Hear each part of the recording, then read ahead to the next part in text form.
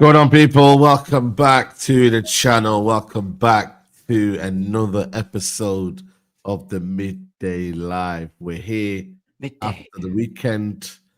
And as usual, man, if you collected 3 points, please raise your hand. Yeah, come on. I didn't lose. I'm leaving here with something. I didn't lose.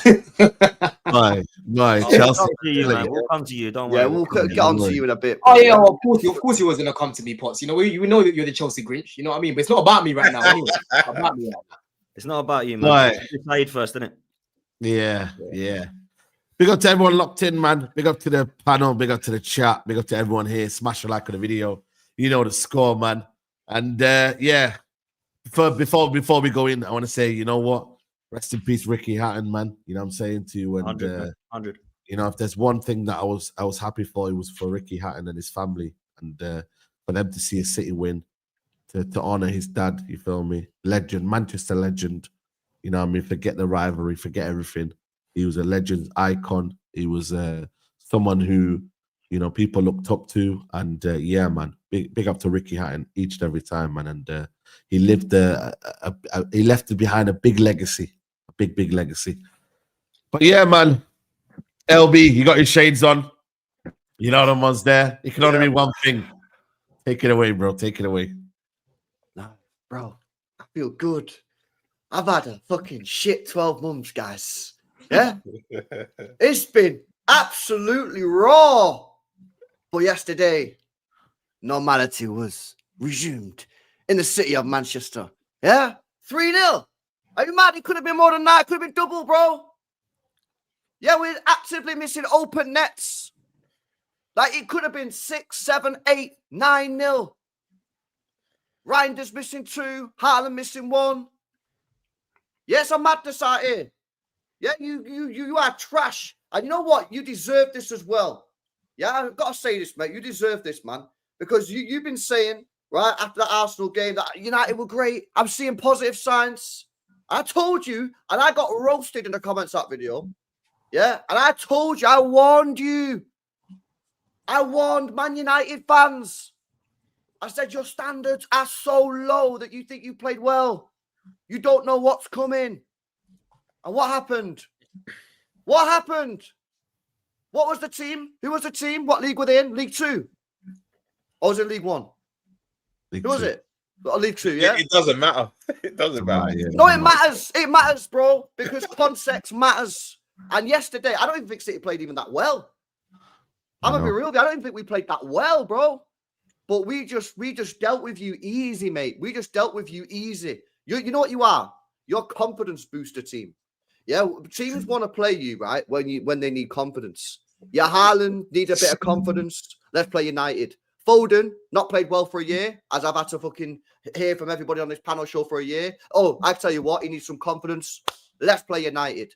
Yeah, Nico O'Reilly, first game he started for City this season, puts in a top performance. Huzanov, only the second time he's ever played right back at City, puts in a top performance. Yeah, our midfield, Rodri and Reinders didn't even play well. And we still dealt with you. Yeah, you guys are trash. And by the way, yeah, it's about time to start talking about Benjamin Tesco, as you called him, mate. Because I'm being deadly. I forgot he was on the pitch. I'm not even joking. I genuinely forgot that guy was even on the football pitch, mate. Yeah, we need to start talking about him. Yeah, Amorim, he's got absolutely no clue what he's doing. Your club is dusty, bro. And the thing is as well, yeah, is you're playing 1 game a week now. Yeah, you should be seeing major signs of improvement in your team. Patterns of play. Difficult to beat. You're playing 5 at the back and you're wide open like Bonnie Blue, bro. It's absolutely insane. We could have scored 6-7 against you. And you're playing 5 at the back. You still got Bayern Deer in goal. You just signed a new guy. Why is the new keeper not in there? Now, you've got problems, mate. You've got some serious problems at your football club. And like I say, hopefully for my team now, we can use this as a bit of a confidence booster going into the Napoli game and Arsenal game, man. But I tell you what, it's been a long time coming. You know, my record against top 6 sides is awful. That's only our 7th win in the last 22 against the top 6 sides. I told you, man, confidence booster. That's what you are. But I'm buzzing, man. I can't lie. It's been a long time. I've had a difficult fucking year, lads. Yeah, listen, when you win 4, Pete. Bloody hell, mate. Serious, Oh, man. yeah. It's been a difficult 12 months, man. Do you know what I'm saying? We won the 4, Pete, and then last year, I don't know how to deal with it. It's been a long time since I've seen my team play like that. But listen, I'm happy. I'm happy that we got the W. We needed to stop the rot. And as for you guys, I don't know where you go from here, mate, because you're awful. Like I said, I didn't even think City played that well. I thought we were just I'll be real with you, yeah. You're right. I'll be real, LB, bro. You listen. You were clinical, you were professional, you were efficient, and you were very good off the ball. I think you'll be a bit harsh on your team, man. I think you actually you did what you had to do. Like watching that game, LB. Honestly, bro, yeah. City could have played another 90 minutes straight after. I think it was so easy. I think it was so easy for you guys, bro. I think, when I'm watching United, bro, like you're saying, there's minimal attacking patterns. I know you're gonna cook Sesko and that, but let's be real, man. The guy's getting zero creativity, bro. Zero chances created for him. Mbeumo's just running about like a busy bee. There's probably going to be some United fans saying, "Oh, Mbeumo looked a little bit active," but what was he really doing? He wasn't really doing much, right? Ahmad, most of the game was just falling on the floor. Like, Bruno in that pivot is nasty. Manu came on, showed a little bit of something to be fair, but it's the inevitable, isn't it? The inevitable is going to happen. It's just not working, is it? But Don, I knew these guys were cooked after the Arsenal game, man. Because you know what I mean. These guys was gassing that performance up, and they were fucking shit. You know what I mean? Like that's just. We forget about the Arsenal game, man. Like it's time ago, man. Like you know what I'm saying? Like it was 4 weeks ago. All right, and we'll go back. Can we go to Grimsby, or is that too long ago? Yeah, I'm saying. LB, even listen, Burnley 2 weeks in a row now. Those donuts, yeah. You had Hannibal the crackhead. Yeah, giving away a fucking penalty last second. Big up Hannibal. The other guy pulling Ahmad, giving away a penalty, bro. Yeah, they should have walked away with at least a point, Burnley, bro. And even when they beat Burnley, if you watch that game, okay, United they missed a lot of chances, but Burnley were in the game at certain parts, bro. You know what I'm saying, bro? Like it's just a mess. What's going on? I have to give props to Man City because Foden. I thought Foden was a lot better in this game. He looked. That early goal gave him a lot of confidence, to be fair. Yeah. Reinders didn't really have a great game. He should have scored as well. He should have scored. Yeah. I think for me that highlights again just how bad United were, because our two midfielders, Rodri and Reinders, neither of them played well. So but that's what happened. You're not playing against a midfield, bro. Like they literally, you create a box in that middle, which means you've always got two spare men against United because they've only got two midfielders, bro. Doku was amazing. Doku was like, fuck playing left wing, staying left wing. I'm gonna come to the other side. I'm gonna come get involved in the other side. You know what I mean? And Haaland, bro, just doing what he was doing. It was an easy performance, LB. I think you're being harsh on City. I think it was a great City, though, man. It wasn't a great. Yes, that's the point. Yeah. That's the it was point. A professional game, but sometimes I like. But the thing is, when I'm watching Chelsea win games like that, I like them. It's a professional win. It's a nice professional win. You left with a clean sheet. You were clinical, and you literally gave these guys no real opportunities to win or score. I think Man City were good. I can't lie. However, my God, Manchester United. I've seen some bad teams, bro. That is a dusted football club right there. Saeed, I don't know how you're holding it together each week. Big up to you, man. Because I tell you what, bro, I have seen some bad teams. This is a mess in every department. The goalkeeper, the defense playing free at the back. I don't rate any of them. You got midfield is dead. Like Lil B said, Rodri and Reinders are like, oh, we had a bad game, but we still dominated the midfield somehow. How? That up top, you are an absolute joke. Brian Mbeumo's trying, but getting nowhere. Amad Diallo, don't know what's happening with him, where he's supposed to be playing. What this manager is doing with some of these individuals is a joke. Bruno Fernandes, what was that? Like, what was it? I don't understand. Bro, if I was a Man United fan, I'd be watching a different sport right now. Real talk. I'll be having to watch a different sport right now. It is that bad, bro. What's there to watch, man? I'll say this. Sundays, man. I'll say this, yeah. Loads of games in. You don't even have to watch Sunday night football no more. It's one game a week now, man, as well. One game a week, Man United. Like, at least you've only got to watch them once to say the week. Do you know what I'm saying? But for real talk, right? I'll say this. This might be a mad shout, but I'm gonna make a predict. I think Manchester United are gonna easily go longer than it took the 30 years it took Liverpool to win another title. I think that's definitely gonna happen. And I'll go one further.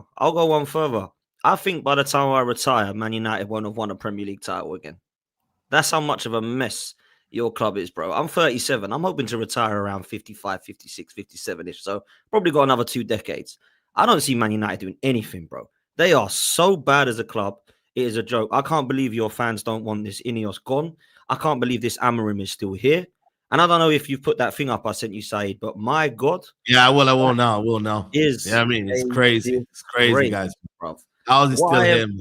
This is, for me, how this guy is still here is a disgrace.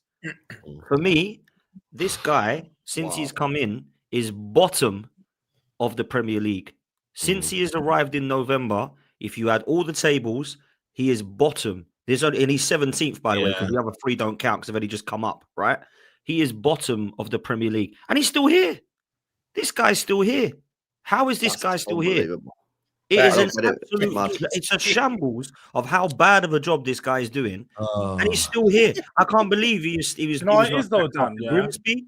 I can't believe he wasn't sacked after a number of games. But Grimsby, I'm like, he's gonna go now. This guy, and we woke up today, he's still here. This guy is still the manager of Manchester United. This is for me. When don't be so loud, man. Don't be so loud, Pots. We've got them at the weekend. No, man. you don't get your first win there. You don't get. You're gonna give him. You're gonna give him a win. You better win, Don. Let me tell you that. You better win. Let me just say this: with an Arsenal hat on, and Don with a Chelsea hat on, and all these guys on the panel, he's doing a great job. I hope he stays. I love it. I love it. About that, man. Let's be real. He needs to go. He is absolutely. You know what it is, though? Let's be honest. It's too early. That's the problem. Is you get rid of him, you're gonna have the same problem with a new manager.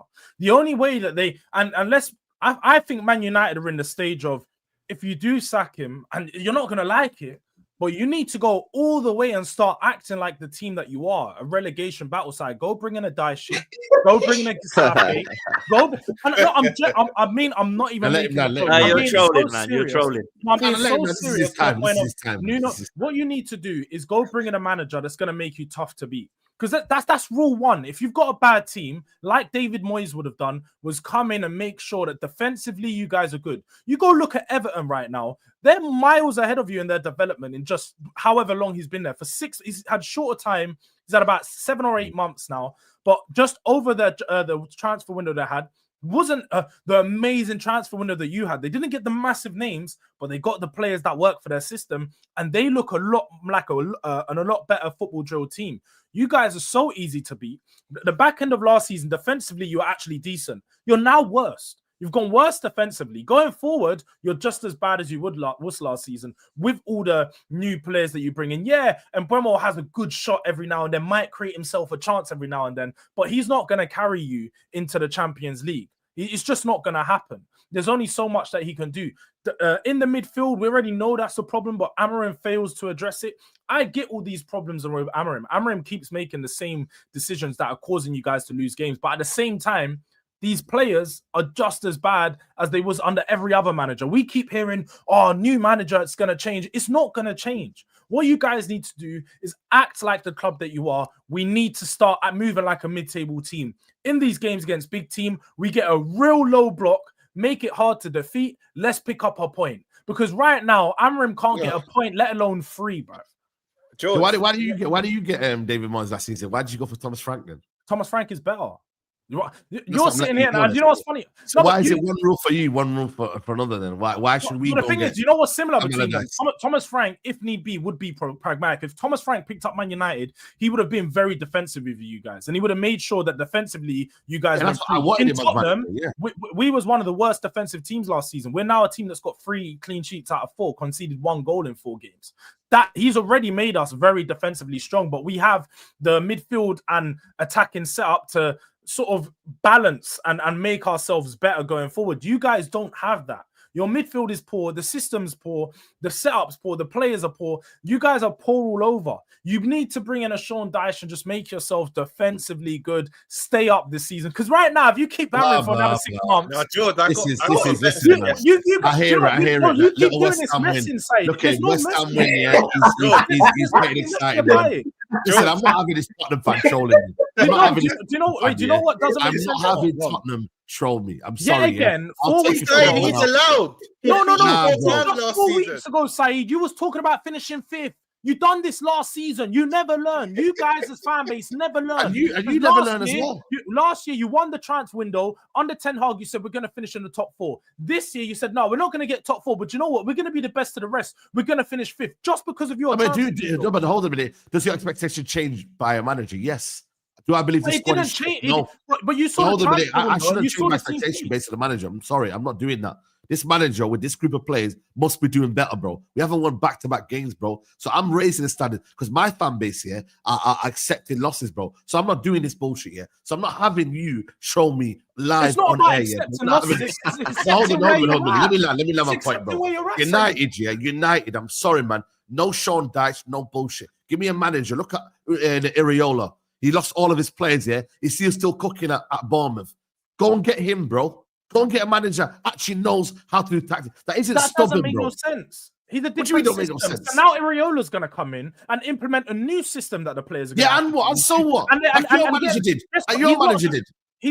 No, he didn't. It was a very similar system. We play a 4-3-3. We played a 4-3-3 last season. No. Hold on a minute. No, but it's a different idea.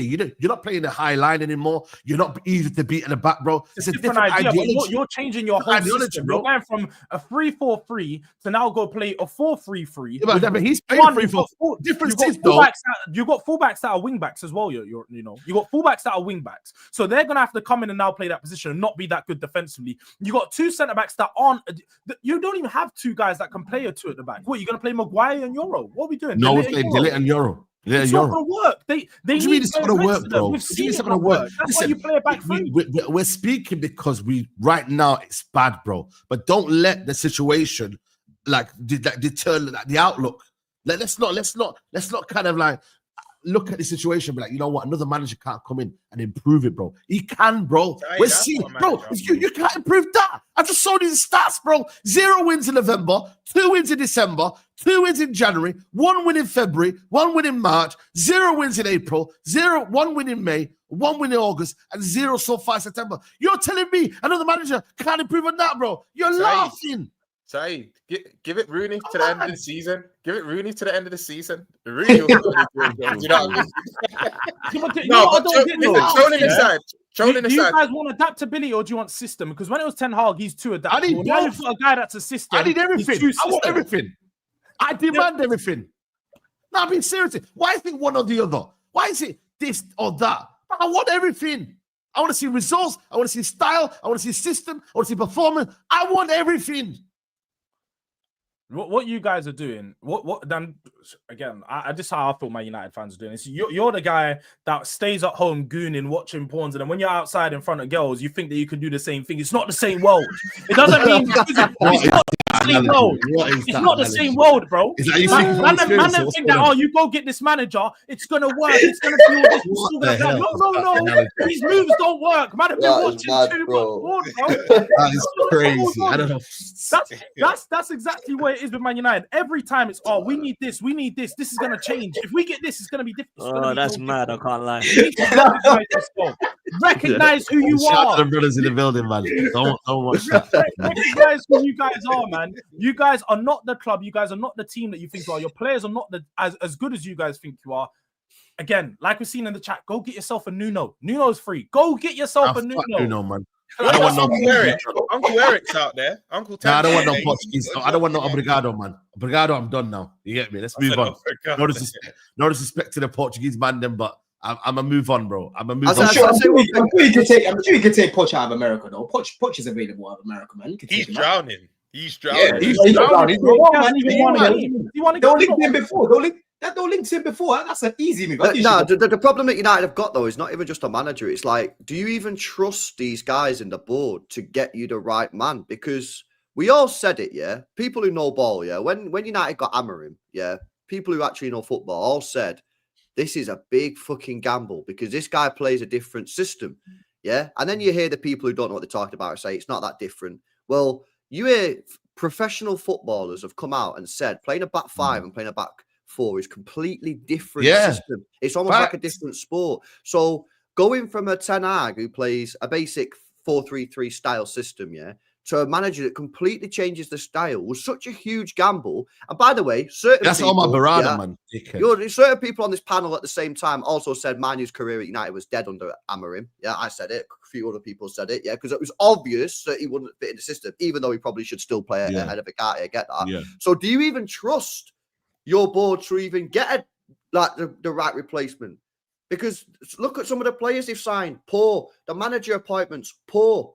Do you know what I mean? I heard apparently that Dan Ashworth guy, the reason he left is because he didn't agree with the Amorim signing. That's what they're saying on and he wanted Southgate. Before you even answer that, I don't know if you've seen this, LB. This is what Amorim said after the game, I'll do everything I can for Man United. This is my message to the fans. I'm suffering more than them.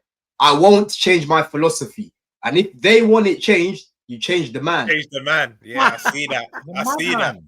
I think the guy's down his sword. He wants to be sat, bro. He wants to be sat. He said similar after the Grimsby game. He said I'm suffering more. Are you dizzy? That's what he said. You know what? As a man, there's an element of that I respect. He's standing on business. Obviously, it's to United's detriment. But he wants his money, bro. He wants his money, bro. Bro, if you're homeless, you can't stand on business and be like, I don't need a house. I'm living right here. Like, bro, what do you mean? What do you mean? Like, you're homeless, bro. Recognize where you're at, bro. You've won one game this season yet again. Do you know what? He's going to make it to the next international break with 2.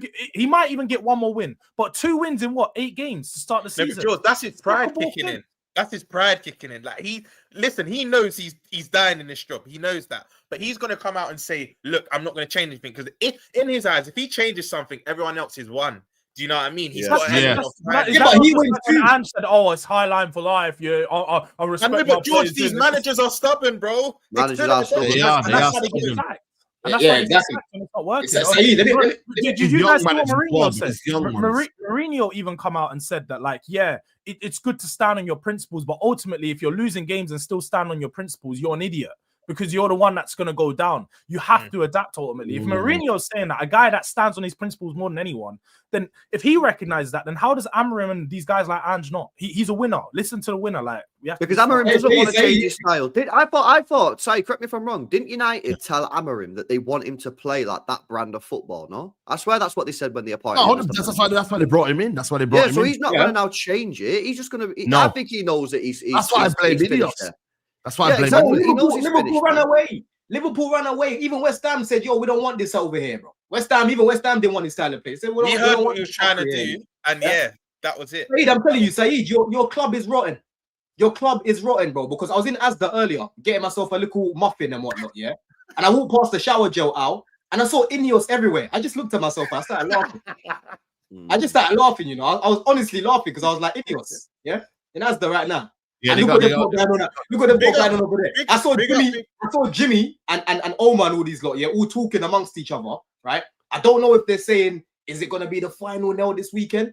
If Maresca can get his act together, the players can get their act together, because we don't like going to Old Trafford, people, right? Regardless of how well Chelsea are playing. Keep him in the job, I'm telling you now. Keep him in the job. Hold on. I want to hear I'm telling you, when we enter that place, that hyena that Pogba left, or one of the Pogba brothers left over there, it does something to the team. We never play well at Old Trafford, right? But say, let me ask you, if we beat you at Old Trafford, regardless of how you lot play, do you think that will be the final nail in the coffin? Brother, I thought Grimsby was a final nail, bro. I thought Europa League final was a nail, bro. I thought, listen, there's so many nails in the coffin. How many more nails is there? You know what, nails man, are run out. Man, if we're being honest, and I think George just said it, I think he gets sacked in the next international break. They're not going to do it before the international break. I reckon they'll wait till the international break. United might get a win max until then, and then they'll get rid of him. Because how is that? Why are they waiting though? Why are you waiting, bro? You did the same thing. No, I'm not saying they should wait, but I just think they will. I don't think they're going to pull the plug. Incompetence now. I'll tell you what it is. They've got no plan. They're hoping. Let's be honest, right? He should have been fired after the Europa League final. By the way. Bro, he should have been fired after the Europa League final. That's what should have happened, yeah? And they're doing this, they're making the same mistakes that they made with Ten Hag. They should have sacked Ten Hag after the FA Cup final when they beat City. Just because he beat City in a one-off game doesn't mean you fucking, you keep him. Just like Tottenham got rid of their guy, innit? But they're making the same mistakes. They need to get rid of this geezer, man. It's because they're being reactive again. They've shown this with how they moved with Ten Hag. They're being reactive. They're waiting for it to get worse before they sack him, rather than being proactive and be like, yeah, look, we can see it's going bad. Let's sack him now. If they were smart, they would start to talk to Glasner. Because for me, I think he's the only manager that comes in and suits the system. Again, because you have to remember, Saeed, you said that you're changing. Like when they hired Amorim, they're changing the style. They're changing the approach to the game. I know this from Tottenham and having a few different managers. I'm sure Don can tell you as well. When you go from as someone else said, back 3 to back 4, it's a completely different game. There needs to be sustainability, and you need to have continuity to some sense with these managers. They need to play similar systems. You bring Glasner in, who they don't really suit it though. They don't suit it, bro. That's what I'm saying. I think Glasner is different in the sense of he'll adapt it a bit. Glasner is actually a really good coach. A lot of the things people said about Amorim, I hear it Glasner already. So I think you have to go for a manager that plays. I'm just tired, bro. I'm tired of playing. You know what's mad? The best example, right? The best example for me is Areola at Bournemouth, because he had a back four dismantled. Albeit he kept a lot of his attackers, but he had a back four dismantled, and they look. You could argue even better than they did last season. They're fluent outside, I would say, of a couple other Premier League teams. They're one of the better Premier League. You got Alex Scott balling. They got Bearman balling. Exactly, in his opening 4 games. It just shows. Look, you don't necessarily have to have the personnel. If you've got a good manager and he's competent, results will come. But I can't lie to you. I genuinely think United will wait, but I do think he's gone in international break. What big up Big Steve, but like Big Steve calling Scruffy Jim, you saw when the cameras pan onto him, he looked stressed. He actually looked stressed. Bro. I don't think he can watch much more of this. Obviously, as a panel, apart from Saeed, we'll love him to stay, but if we're being objective, they're going to get rid of him soon, bro. Is it like Don said earlier? It's inevitable. It's inevitable. If Chelsea beat him, an elite winner like a CV, like a Conte, Simeone, would you take one of them? Conte. I'm tired they of can't attract those type of managers at this point. Simeone's washed, man. I don't know if you man realize it, but he's washed, man. But Conte would, he's at Napoli, right? Conte would walk in, right? And but you'd take anyone over this guy right now, no? What I'm saying is, do you want a CV winner like that says I can win with a crap team like with Scott McTominay in midfield like Conte did, or do you want someone who's like? Why would he choose? He's got Champions League football now, and he's going for the title in Italy. Money, bro. Money. But at the same time, like. No, but then Potts. He's also enjoying himself. When you argue they've gone down that route of the Van Gaal. Yeah, 100%. I know it's a different regime, kind of a different regime. Conte's better than them, though. Conte's better than them, though, isn't he? I don't think they need him. Was he better than at the time? Wasn't the whole thing with Amorim is, we now need a project. Let's trust in the project. Let's go get a manager that's going to build something for the next 5 years. Yeah. I think it was the wrong project manager though. That manager needs a whole new squad to play his start. They should have, if they wanted a project manager, cool, if that's what they want to do. But they should have got someone who could start with the fundamentals of the current squad that United had. Exactly. Needs a whole new squad. Exactly. Yeah. When you're talking about you need to go get a winner and that, Potts, bro. The yard hasn't even been built yet, bro. Right? You're asking these guys to renovate the yard, without the yard being built. They need to actually. I agree, Dom. My point was though, right? When you look at Napoli and you look at their team and what he's got out of that team. I think I'm not saying he's going to go win the league with Man United, by the way. He's miles off it. But he got Tottenham into the Champions League, bruv. Yeah, Conte, with a dusty side. Like, this guy does the unthinkable stuff. He does the unthinkable. That was a Harry Kane and Son team, by the way. Like, we had 2 top players that dragged us through. That was it, though, George. That was it, though. You had them 2. But that's all you needed at that time, though. Those two. But Conte was the reason that he dragged you into that top 4, man. Like, no one else could do that. Well, look what happened when he left, man. It's gone nuts with Kane and Son. Yeah. Like. So for me, Conte, I think he's underrated personally. Before I move on, I think this is a bit nasty from ESPN. I don't know if you might have seen this, bro, but this is a bit nasty, isn't it? What do you mean? Like as in, like the narrative that they try to put out there, man. It's a very relevant narrative. I was bringing this up a few weeks ago, and it was trying to be ignored. What are you trying to say? What's your point? Speak with chest. What are you trying to say? What do you mean? No, my point is that we listen. Better 9 than Drogba. Wait, hold on. So I'm trying to divert. What's that got to do with this? I'm What we're sorry. doing? No, because basically, Haaland. No, I'm just saying, like, as in Haaland. Reflecting. Captain America shield came out. You know what I mean? Move on this. You're saying that Haaland is scary, You think right? you're sliding. You don't mean like, yo, You know what it is? He was bagging on Don going mad, so we just forget about United for a second. He thought Don was gonna while out for a second. I'm just saying, you know what it like. You know what I mean? Are we saying like you're scared? You think the Haaland record is scary? Is that what you're saying, Saeed? Yeah. No, I'm saying that respect Didier Drogba. I'm saying. Respect what? Haaland's a better number 9 than him. Are you taking Haaland, bro? I'm Come on, bro. I love the guy, yeah, but he's not as good as Haaland, bro. Let's just be real. What are you doing? I'm for me though. If you look at it though, Bro, Haaland's lucky, bro. He ain't fucking played in no pragmatic system the whole time he's been at City, man. He's been playing an attacking team. Whoa. Doesn't matter. We didn't talk system. This part of the best output, bro. He put out his best output. What they have to hear it from his pragmatic. He sacks a better striker than Haaland, which is funny. We're not doing this now, yeah. Come on, you think Haaland was a better player than Drogba? He's better striker than Drogba. He's better striker. Yeah, there we go. He said striker. Listen, put Drogba in Man City's system. You see how many goals he bags. Bro, don't do this because I like Drogba, man. But you're gonna make me start shit. See how many goals he bags. You can't get away with it. This is what you want. See how many goals he bags. Right? What was Drogba's best ever total? What was Drogba's best ever total in the league? 29. Wasn't it? Yeah, 29. How many times did you do that? How many times did you do that? You only scored above 20 twice. I've got it for you, LB, because I've looked this up plenty of times. I don't want to do this. He's only ever scored above 20 goals twice. He's had 2 seasons where he scored 5 goals. Twice. There's no comparison between Drogba and Haaland. Haaland's a far better striker, and by the time his Premier League career is done, he's gonna have about 100. Better striker. If you have 100, what are you waffling about? He scored the same amount of goals. What are you doing, man? What are you doing, bro? We're not gonna change that. We're not gonna change it. No, don't. We need to end this conversation. He's trying to confuse things. Yeah. Now respect. Let's bring it back to United. Let's name some United strikers. How many games did you fewer than Van Nistelrooy, Ronaldo? Let's got more goals away Rooney. He's got more goals away Rooney in the derby now. It's crazy. Bro. Yeah. Can we just have a quick glaze on Donnarumma? He's gonna break every record, bro. Yeah, Donnarumma. Yeah. Go on. All right, Don, we'll have a conversation, bro. Yeah, come on, you want to have a conversation about Donnarumma? We can have a conversation because I thought this guy didn't even have like. Did you see his long pass accuracy, man? I don't give a shit. Did you see that? LB. No. You see that world class save on a Brumo, bro? Before you even make noise, no one here on this panel has said Donnarumma is a bad shot stopper. But I saw him jittery with the ball at his feet. Yeah? You're just lucky you're playing. You're worrying about his long. Hold on, Saeed. Hold on. Look at this. All I'm saying is like Agent Dokes. I'm watching him. Yeah? I'm watching him. He got away with it today. Did you watch that world class save? I did see it. Hold on, Rob. You don't let me finish, man. You don't let me finish, bro. Yeah?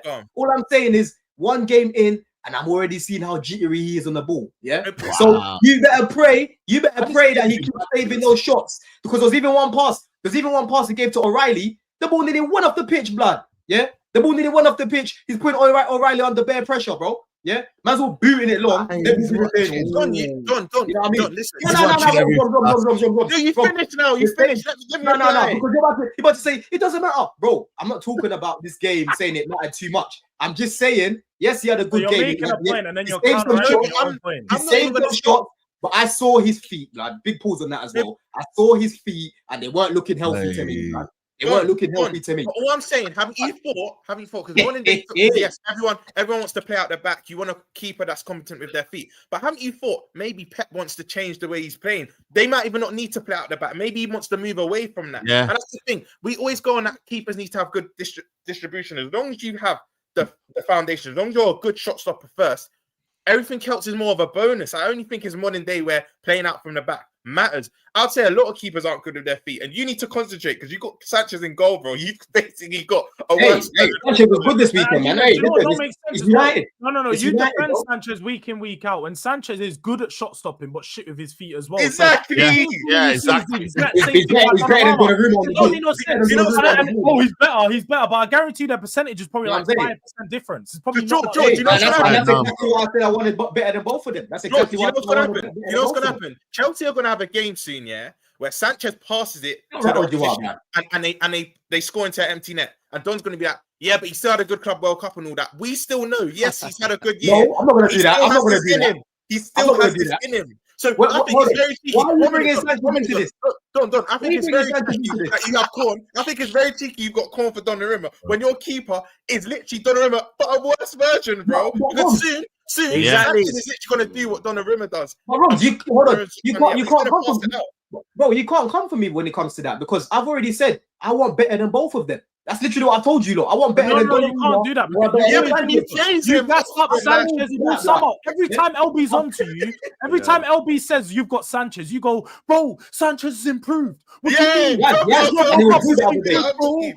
was good on Saturday. You can't have it both ways. It's a madness. I can't have it both ways, bro. I'm talking about Donnarumma and how jittery his feet were looking, and man are getting angry. It's not my fault. Cares, bro. When he's playing that world-class save, we don't care for now. You don't care for now.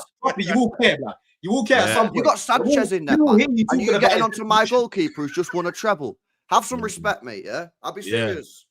Anyway, talk about it, man. Talk to us about it, man. Because we are going to get onto Chelsea next, actually, because they're the ones that... Yeah, let's speak on Chelsea, man. Turbo, United deployed an onside trap for the third goal. 4 out of 8 wins for Amorim were against newly promoted teams. Y'all need to get relegated. Sean Dyche in 4-4-2, compact Sesko and Boom up front. And big up Nedu says the Spurs fans talk so much shite. His ass is jealous. You know what I mean? Yeah, jealous of United. Do you know what's funny? The amount of Man United fans I've heard, oh, we should have got Thomas Frank. I'm the one that's jealous. Yeah, right. Yeah. You know what? Big up Neddy, but you can't be jealous after you smoked them 4 times in a season in a European final. Like you can't. Like you I hate Tottenham, but you can't be jealous, man. That's crazy. You can't. It's impossible. Man, especially right now. Listen, it is what it is. United, isn't it? But yeah, Chelsea, man. You man bottled it. You get me? And who was to blame?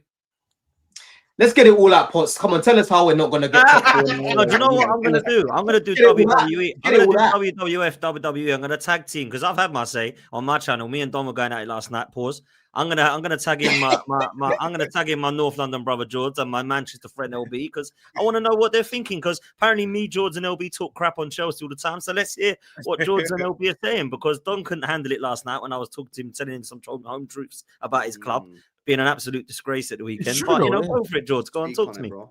Well, we already know what, Sean. Let's get some of Don's script out. You know the usual stuff. Oh, well, we created so many chances. Go look at our XG, bro. Oh, if Palmer scored the chance, then we would have won the game. Oh, Neto, but Neto was good though, bro. He beat his man. He was doing the job that I said. Cutting in, doing all of this, but in front of goal, he misses yet again. Cole Palmer, yes, he missed the chance, but he scored the other one, so you can't expect him to score every damn chance. We're not going to get onto him for missing. I do expect him to. That's how good he is. That's how good he is. Garnacho, not every chance. Man, like Garnation, yeah. Save should be a goal, bro. Remember on Saturday, who you added me about my transfers again. You keep trying to talk to me about Xavi and Kudus, the 2 players that rejected you. Yeah, you keep trying to talk about them. And we saw your left wing. We saw your left wing this weekend. Garnation and Kittens, bruv. You man like Jamie Kittens, bro. You haven't got no good players. They cost. Listen to right. He rang me. What's going on, fam? What's going on? Go.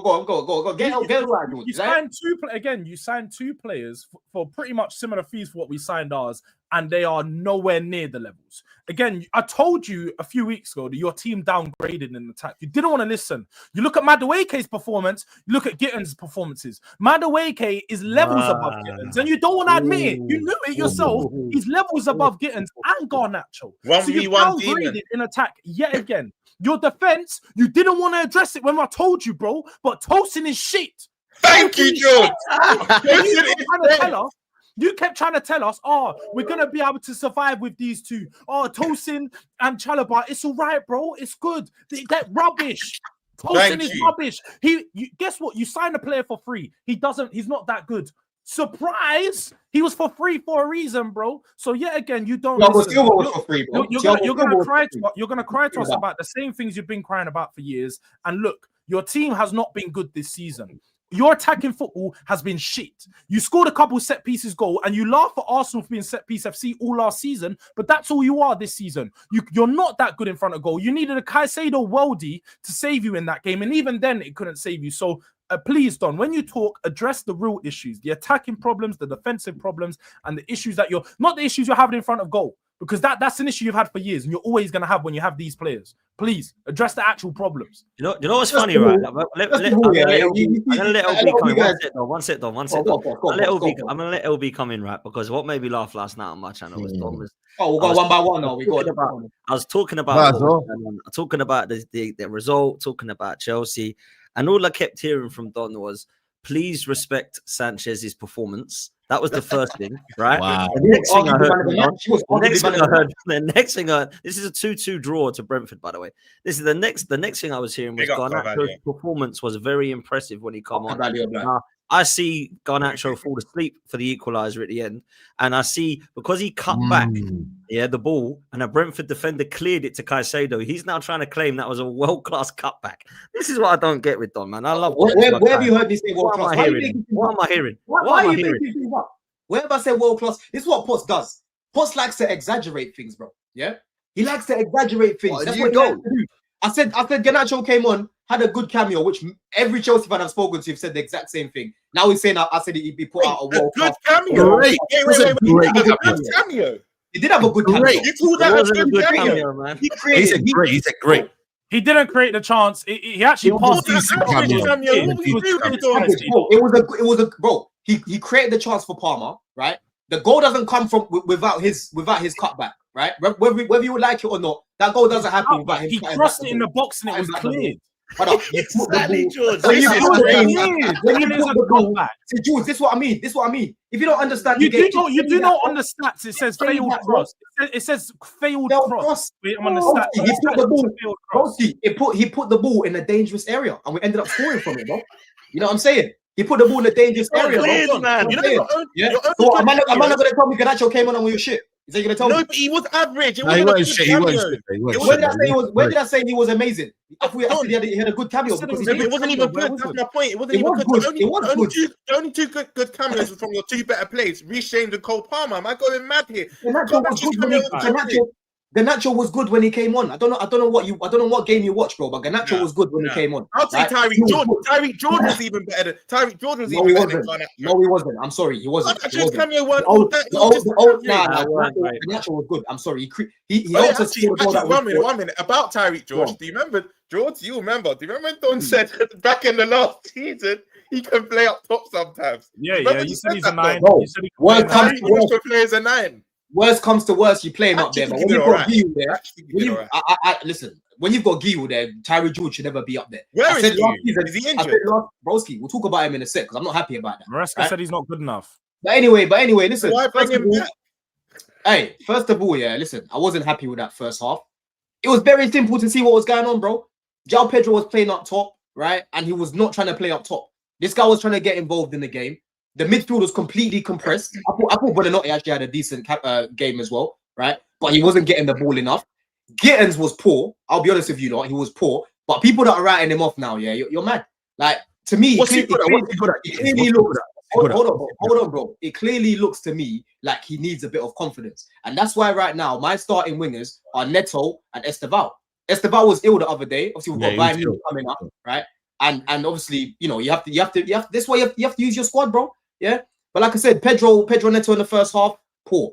Enzo and Caicedo, I thought they were good the whole game. Enzo Fernandez in this game was fantastic, bro.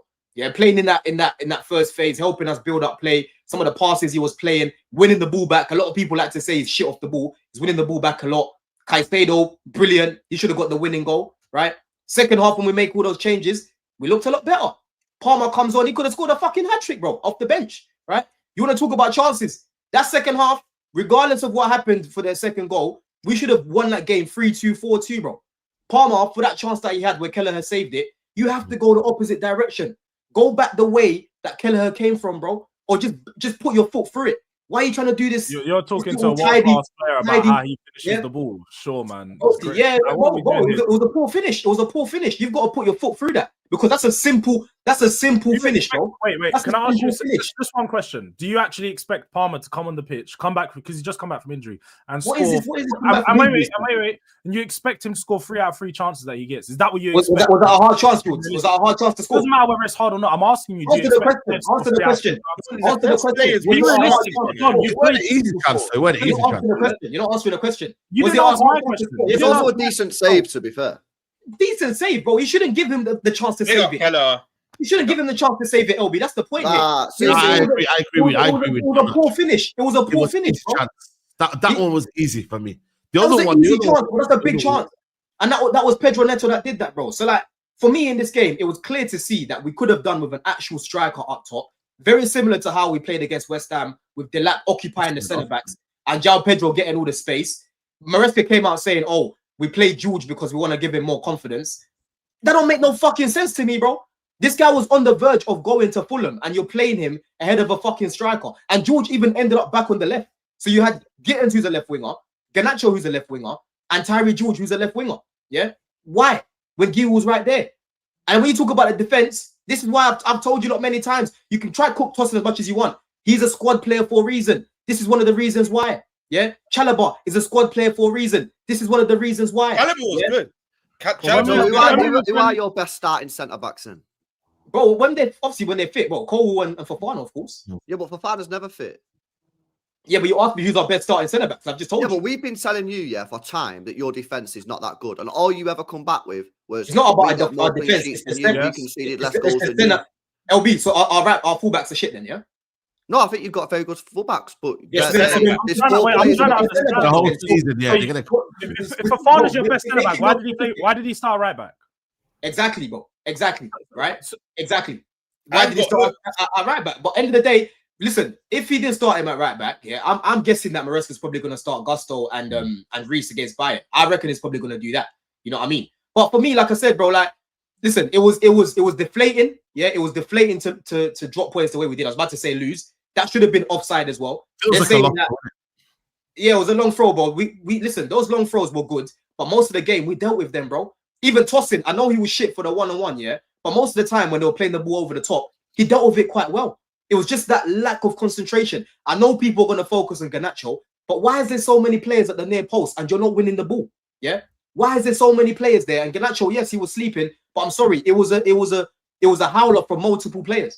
And again, it was a howler from VAR to not give that as offside. It was fucking offside. No, we're not doing that. I told you lot last week. Hold on, don't try to tell me about the foul and that because an offside is not subjective, Roms. You're gonna get the rub off the green. Stop complaining about decisions. 1 week you'll get it, the other week you won't. It will happen to all of us. What do you mean stop complaining? What do you mean stop complaining? So you want me to keep quiet about a goal that should have been disallowed? No, but you know the refs are incompetent. This is gonna happen. You just have to get on with it. I know it's gonna happen. You should have the game. Listen, I have this energy even for my club. If you had the game dead and buried anyway, that offside decision, we're not even speaking about it. Do you know what I mean? Yeah, I get that point. I get that point, should have been off. I get that point, but then if you don't mention these things, you're just letting them get away with murder. I'm with clear offside, bro. We have to, like, the VAR has been poor this season, and if we do ignore those decisions, then we are letting them get away with it. I don't know if you guys saw the explanation, but the explanation for them missing the offside is simply, the referee felt like it was a good decision and that he didn't play the ball, so we went with the referee's on-field decision. That doesn't make sense, and that's not going by the rules of the game. I get your point, Roms. I'm totally with you, and when I put my Tottenham hat on, that's how I feel. But at the same point, we need good refereeing. We need consistent refereeing. You cannot get that's never going to happen. So it's literally LP. It's not gonna. I'm with you.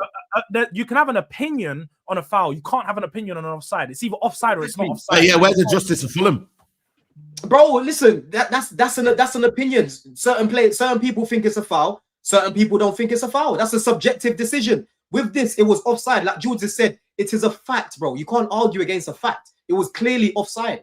And they obviously did that. I literally said to you lot last week, yeah, we are going to get done and to level things out. because of the decisions we got against Palace and the decisions we got against Fulham. They had to do that against us, bro. But at the end of the day, it wasn't good enough, bro. I don't think it was a great performance from Chelsea, though. It wasn't. Saeed, I'm not gonna lie to you, man. When I see the manager dripped out, and I thought, yo, man, today's not your day, man. I'll be real with you. He was getting ready to go out in the West End. He's got to learn from this side. For me, I personally around the corner as well, that side. That's the same, bro. West End, I personally think, he took the piss a bit. I'll be honest with you, man. I like the changes. I like, starting Hato and these sort of guys. But leaving Guiu out the team when you're saying he's our only striker is an absolute piss take. Because in this game, he would have suited the game so well. Yeah. The first half, bro, I saw João Pedro basically playing left wing. He left the centre backs and they're just looking at each other having a picnic. Yeah, he was getting no service. He was getting I can't lie. Your team left João Pedro on the island because he was dropping into link playing that, but then people were invading his position. It was crazy, bro. Actually, that's one player I felt sorry for. And I know the panel won't agree, but I think another player people were being harsh on is Enzo. I think Enzo was one of your better players. Enzo was the best player for me. Enzo was brilliant. Enzo was fucking amazing. Let's talk about how Henderson in 2025 was balling out in that first half. I can't lie, man. He has that in his locker. He has that in his locker. He has. I have to big up Sanchez again. A very good performance again. Yeah, you know what I mean. Yeah. He was good, bro. But we moved, man. We moved. Let's see what happens. Say one last point. Yeah, do we all now agree that Chelsea were indeed overrated after their Club World Cup win? Yeah, it's game week 4, buddy. I still think they'll finish third, though. I said, and I got cooked for this from Chelsea. They wouldn't be. Nah, man. I still have City ahead of Chelsea. Wait a sec. I said Chelsea will not be within 15 points of whoever wins the Premier League. Yeah, and for some reason, Chelsea fans lost their head and thought it was a mad controversial take. Is it too early, guys? Are we speaking too soon here? It's not too early. Let him land. Too early, bro. Yeah. What do you mean? Let me land. I've said it for fucking 5 weeks. I know you have. And you also said Newcastle were going to finish above me. And that's what you said. You told me they're going to finish above us. No. That was with Isak. They've not got Isak now. Oh, now you're changing it now, are you? Yeah. It was always if they had Isak. They've not got Isak now.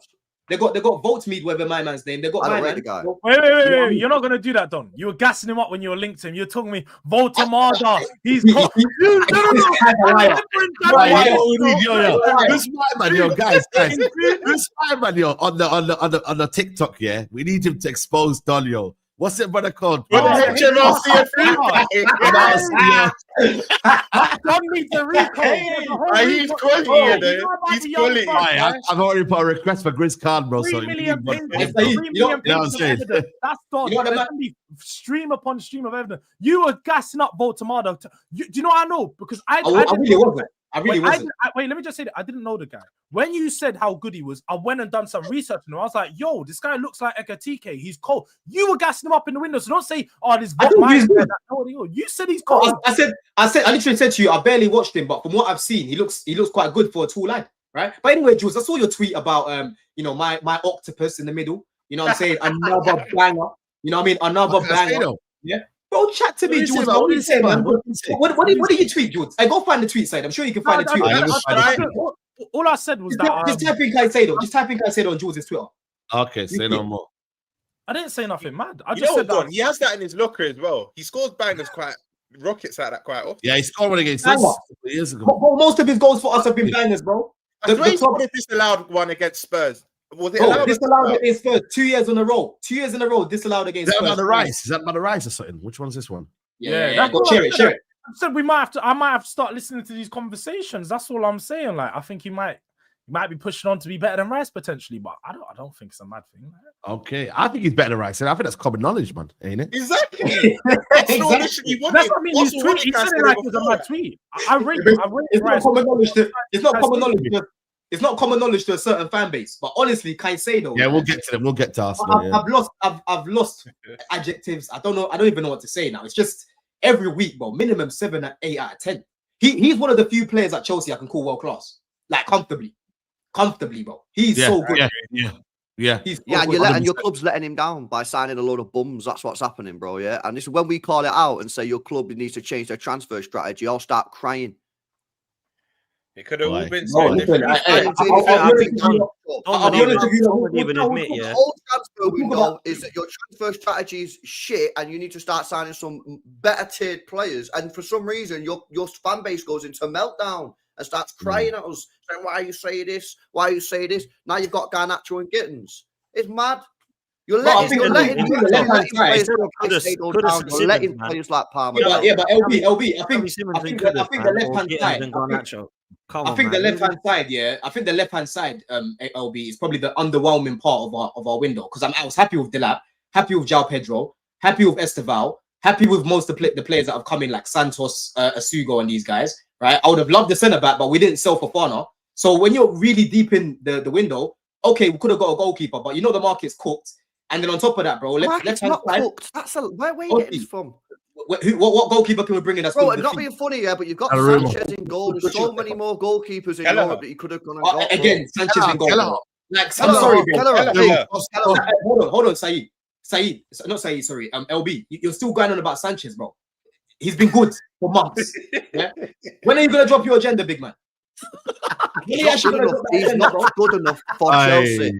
And then the wingers, the left wingers you've got are not good enough for Chelsea. You're letting these players down. LB, that's a different conversation. If you ask me, don't want to upgrade on Sanchez? Yes, I will tell you yes. Has he improved? Yes. You never want to have that conversation.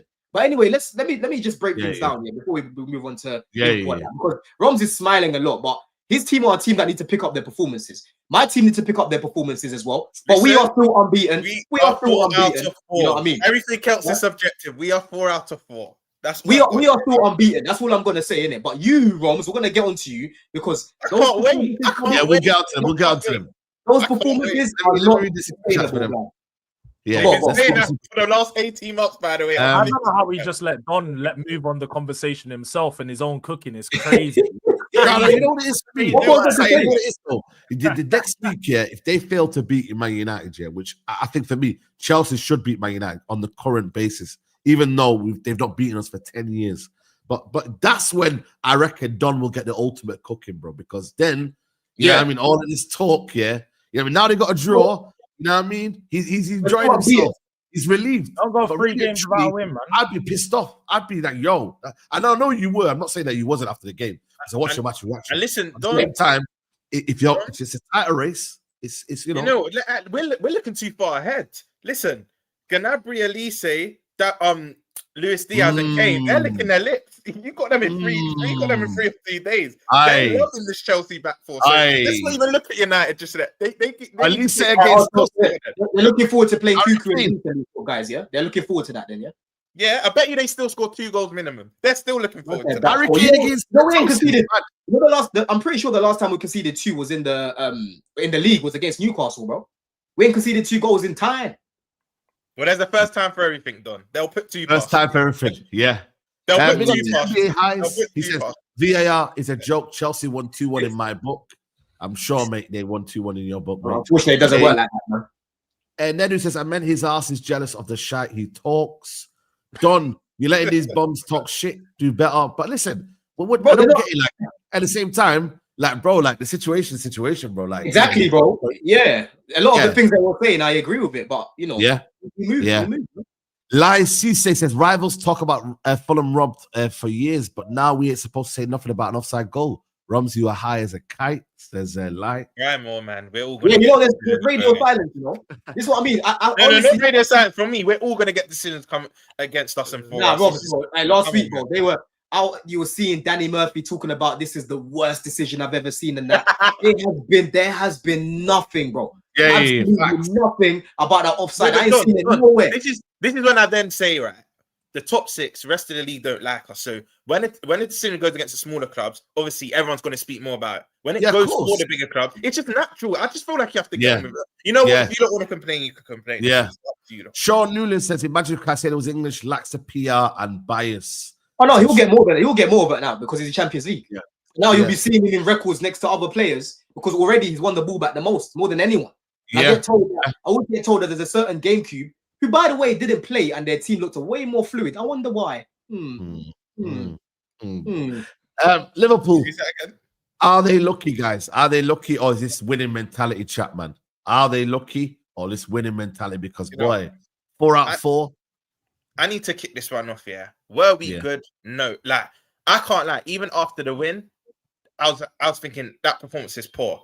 But there's something I have to address. Yeah, if something consistently happens, how can it then be luck?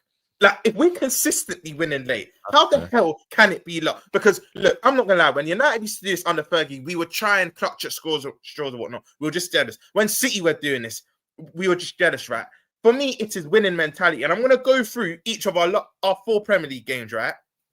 Bournemouth, yes, we let them get back into the game, which should not happen. But then we put the pressure on them and scored 2 more. The Newcastle game, yes, they had 10 men, right?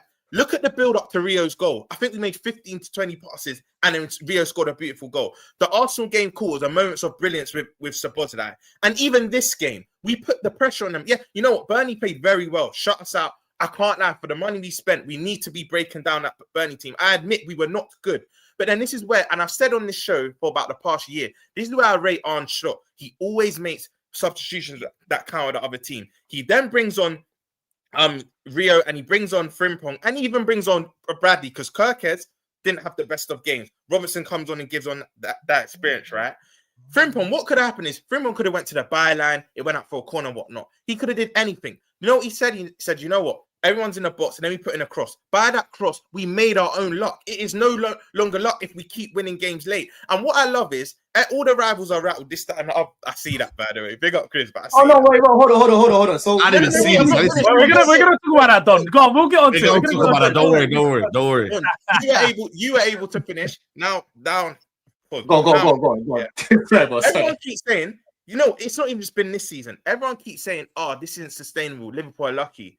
We won the league last season by many late winners. Even the season before that, Núñez's last goal at 2 injury time minute goals against Newcastle. I remember he scored one at Nottingham Forest. We've been winning late. It's a mentality now. People saying we're lucky. It's no longer luck if it consistently keeps happening.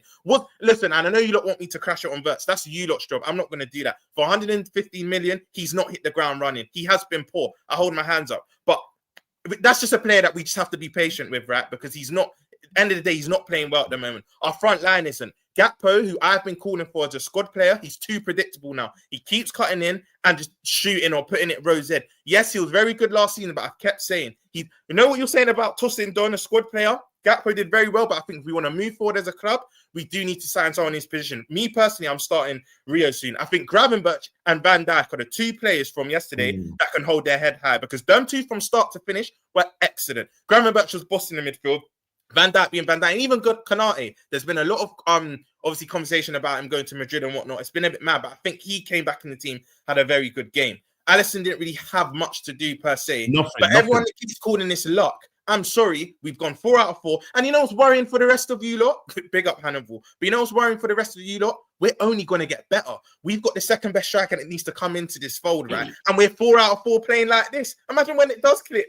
I agree with Roms. I think that everything got started yet they've won all 4 games, right? It was crazy how they won that game yesterday, but you know, it is what it is. Sometimes that happens, right? But I was surprised by some of the Liverpool fans after the game, man. Like, justice, only one team came to play football. What, you thought Burnley were going to try and give you a game? Yeah, that was mad. 4-0. I was like, Burnley did what they had to do, man. They put everyone behind the ball. They tried to get 0-0. They would have taken a point. I would have taken 0-0 at bloody Anfield. So they're definitely going to take it at Burnley against Liverpool, right? So I was surprised by someone. Oh, yes, thank you. People don't realize that, though, Dan, though. And I'm like, what's happening? You know what they say, yeah, guys? When people say they deserve the point, they deserve it in the way of, like, they defended well and they weren't meant to get anything from the game. Yeah, they were supposed to get told 3-0, 4-0. Yeah, like, that's the reality of it. So, and the thing is, when Company was there trying to play football, everyone was laughing at them. Everyone was kind of, why are you trying to play football? You're just being promoted. Scott Parker's doing the thing that's doing right. You know, get 10 men behind the ball and try and get yourself a point in these games. Like, you're not going to get free. George, it's never made sense. Do you want these relegation teams to play open expansion against top 6? Yeah, exactly. Ain't going to, man. It doesn't make sense. Yeah. I tell you what, though, Salah and Verts, man, what is going on? Like, let's talk about that. Thinking of where. Who should we start? We need to start with Mr.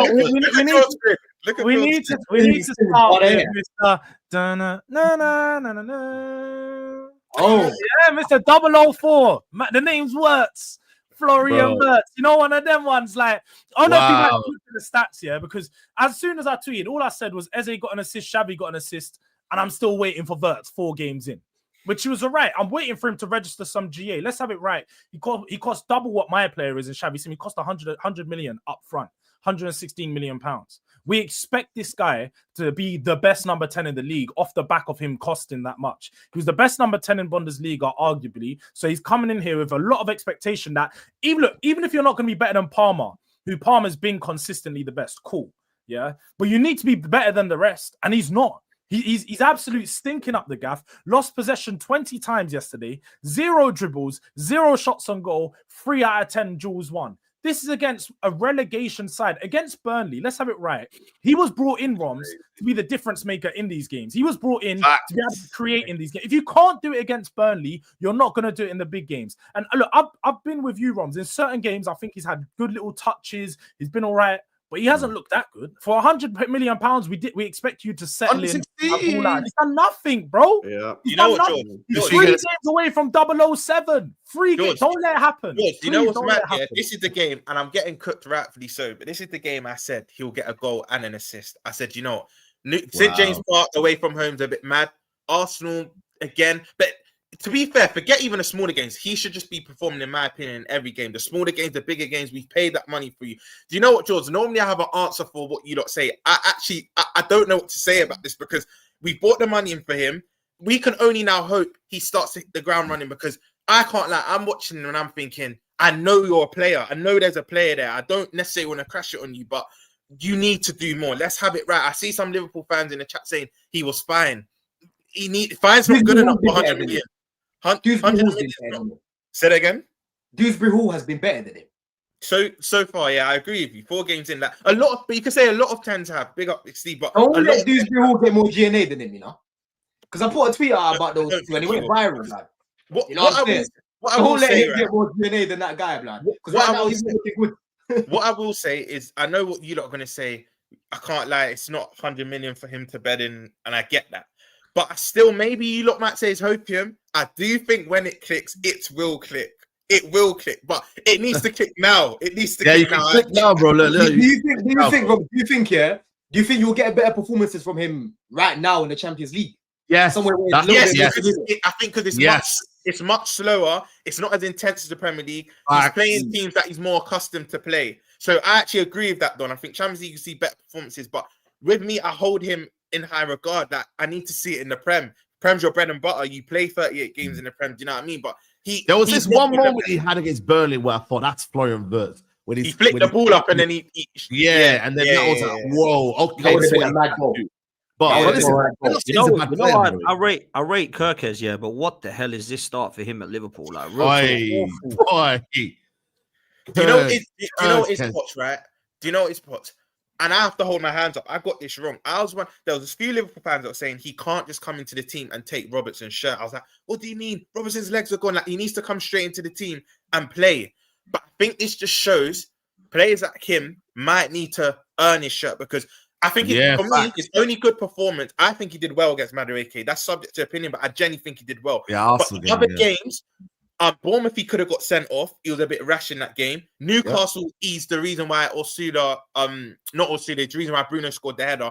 He's not been the greatest. He's not, and I feel like he needs to work on his temperament because there'll be a few games this season. Look, Schlock took him off after I think 36 minutes after a yellow because it's like he's like an accident waiting to happen. I feel like someone needs to maybe get him into therapy or sit down with him and say, look, you need to calm down because he will get sent off soon. And we don't need that. We genuinely don't need it. For me, I would start Robertson in probably the next few games, especially Champions League as it's a bit more slower. And I can't lie, the dive's embarrassing. You're doing that in a VAR in the VAR era. You can't be doing that. You can't. And the thing is, the build up from Gravenberch was so sorry. That's another player. I know I gave him quality. He's unreal. He's unreal. Like I know people are gonna say it's Burnley, but every game. Pretty much he's just bossing now. Every game he's pretty much bossing, and this is why we need McAllister now to actually get a run because I think he's been poor, McAllister, man. I know he's been poor, but they're saying that he's playing through an injury. But if that's the case, just don't play him because if you play him with an injury, you're gonna get critics. Do you know what I mean? But I feel like we just need that relationship with Gravenberch and McAllister again because listen, people got short memories. This is the partnership that literally won the league last season for us. Yeah, true. Was that as well. So I think once McAllister gets going and him and Gravenberch can have that link, I think we'll be back. But Yeah, as for Kirkes, for me, I'll keep him out the team just for the next couple of games. And of course, he's our long-term left back. We know that, but yeah, the rash decisions and whatnot, just the fouling, it's a bit crazy. I think Bradley did very well when he came on. I know he got a yellow, but I feel like he added a bit more tempo to the team. I think the build-up was quite slow. With Gravenberch not in the team, but again, I'm going to give Slot praise because he's done this time and time again at Liverpool. His subs will win us games, and ultimately, one of the subs amounted to a penalty. And I think even Rio came on and just. But he's still a bit, yeah. Do you know what I mean? He didn't have any real impetus before he came on. Everything was side to side, quite slow. And do you know what was annoying me as well? Okay. And this is credit. 1 minute, Don. This is credit to Burnley, right? Bit different energy for you, isn't it? Say that again. Different energy for you because I saw Rio doing similar things to Garnacho, but I have to be honest. But it's a different energy for you. Don't do that. Rio's better than Garnacho. Rio's better than Garnacho. Yeah, well, that's my guy. That's my guy. But it doesn't change what you're saying right now. You didn't have that energy for Garnacho, who had a similar performance to Rio. Rio come on for 5 minutes. Garnacho come on for like 20 something. Exactly. So and I think Rio in his 5 minutes did more than Garnacho did in more minutes. So I'm not having that. But I'm just saying, Rio came on and gave them something different to think about because they were compact. Most of the first half, it was just crosses into Ekitika that wasn't even there.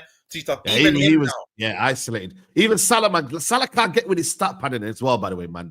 He's stat padding again. Right, you know what's worrying about Salah, yeah? Do you know what's worrying about Salah? And again, a lot of people aren't going to like me saying this, but normally his best performances are the first 6 months from about August to Christmas. I know. And the fact that it's the other way now and he started off slow, it's like, cool. Listen, we know what he can produce. We know he can have we know. But I'm a bit concerned. I'm not gonna lie. I am a bit concerned with Salah.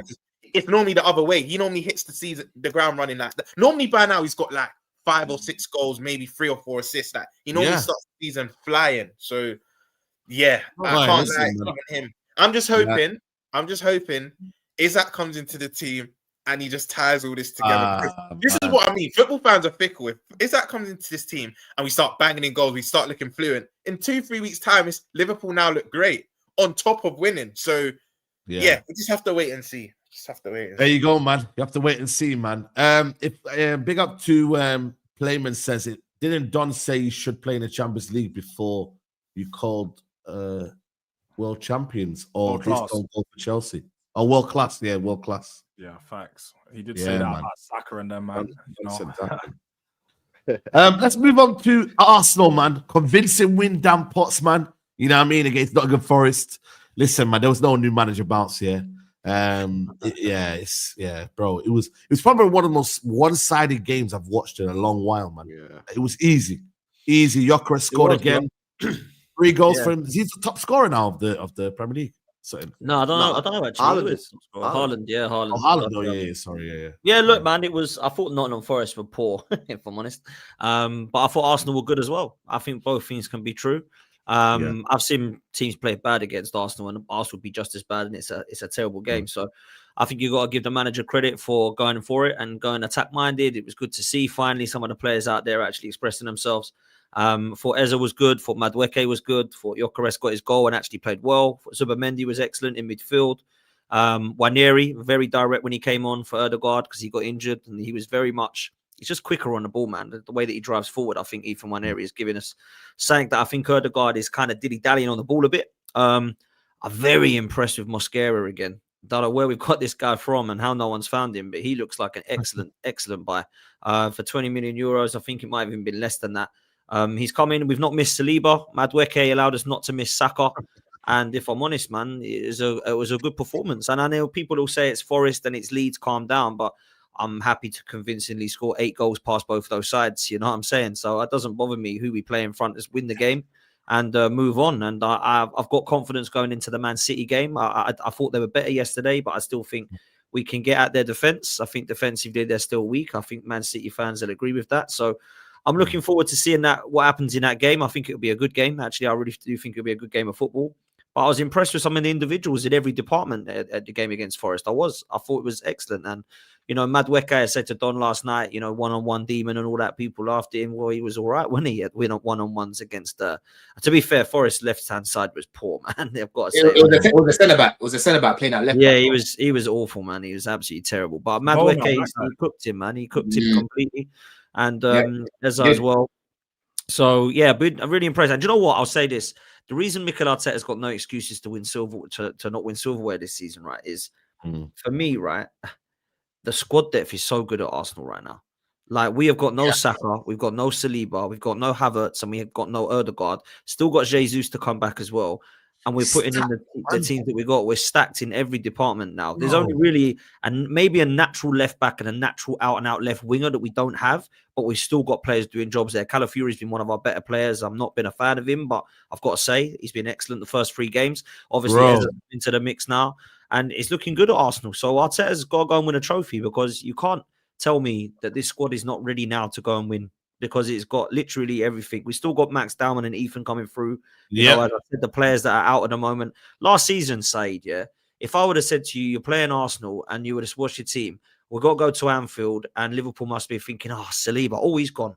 Saka, he's gone. Yeah. And, he's gone.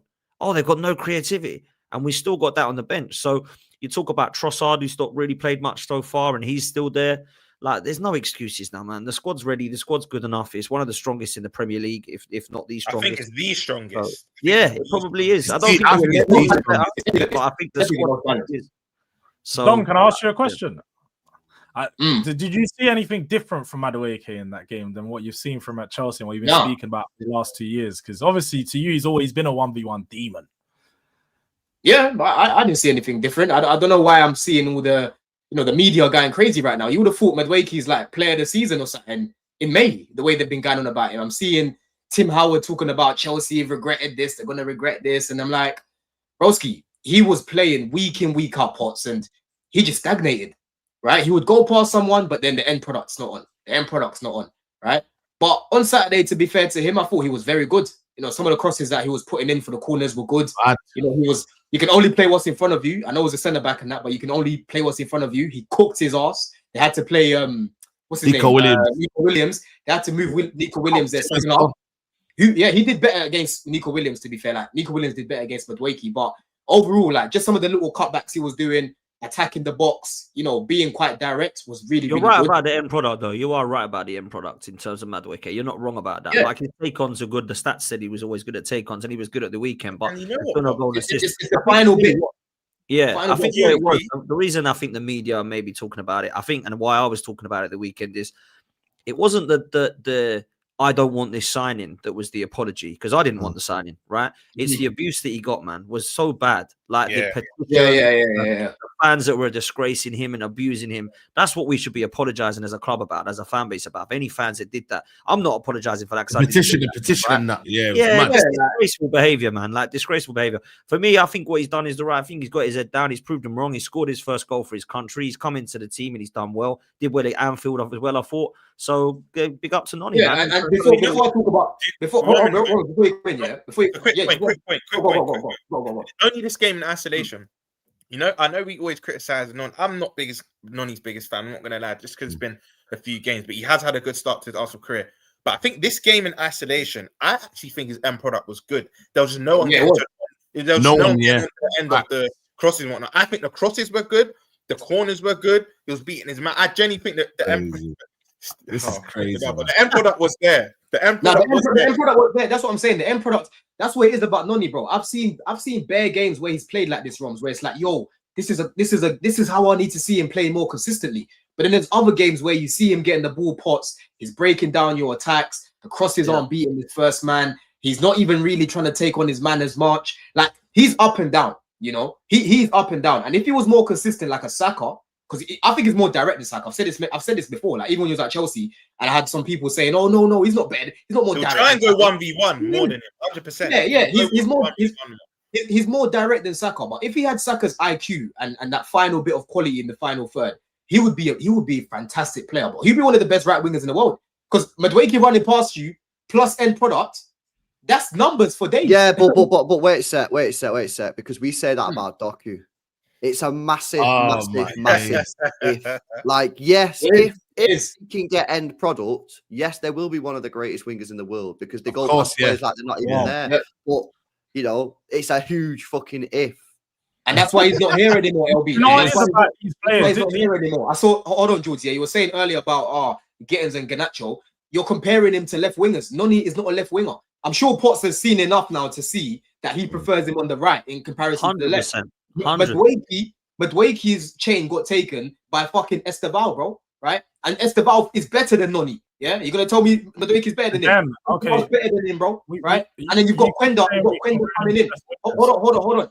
The reason why Noni was moved on was because, like I said, there's other players in his position on the right who are better than him, bro. Now it's on these lot to make use of him. Who's your starting left winger? Neto, right?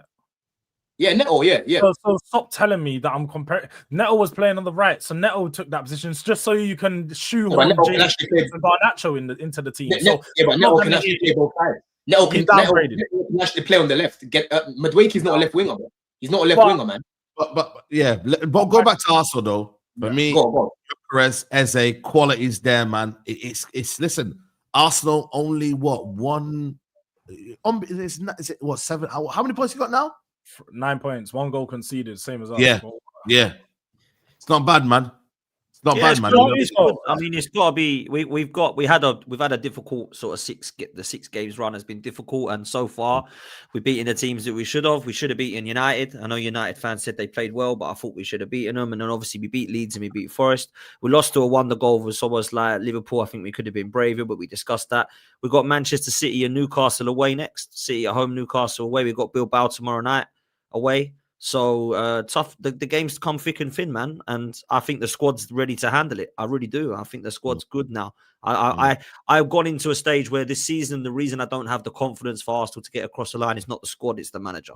That's where I've always been at. And I don't think the manager has proven to me that he can get across the line. And I hope that he does, because the squad's good enough for sure. There's nobody can tell me they wouldn't take some of our players. They wouldn't take Timber. They wouldn't take Saliba. They wouldn't take Gabriel. No. They wouldn't take, Zubimendi or Rice or Mascara was good as well.